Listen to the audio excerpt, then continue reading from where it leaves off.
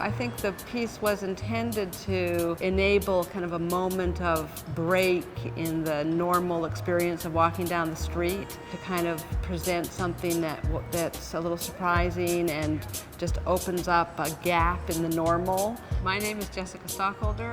I live in Chicago. I've been here for about a year, teaching at the University of Chicago, and I'm the chair of DOVA, the Department of Visual Arts, and I just made this work downtown called Color Jam.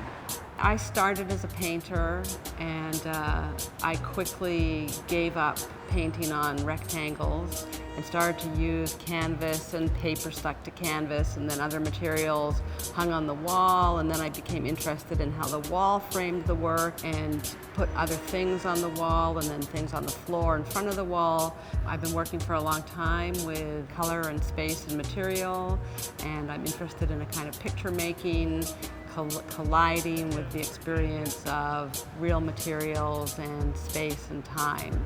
Well, I was invited to propose a work for State Street, and this idea for Color Jam was the first idea that came to me, to cover the intersection with color and to have the color go up the 4 buildings. This work took, I think, about 8 months from conception to end.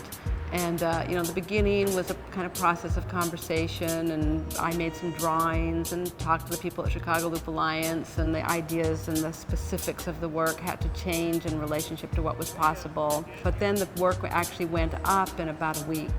I have spent a few hours on that street corner and watched the light change over a few hours and enjoyed seeing the people move through. Some people are noticing the work, and that's nice to watch, and some people aren't.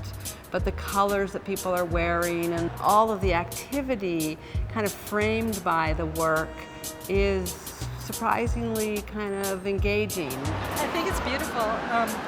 I love the feeling of the space being transformed, especially where there's areas where the color's really saturated, like right here. It's really beautiful, and you get the real sense of how the color affects you. You're walking down the street, you see all of this, and you go, oh. It just takes you back, and it's delightful. There are all kinds of things a person can think of doing that you never can do. So planning to actually do something already limits the thinking. So oftentimes it's useful to think without planning to do things, to have a crazy fantasy about what you might do that's clearly not possible, because that develops and takes your thinking in different places.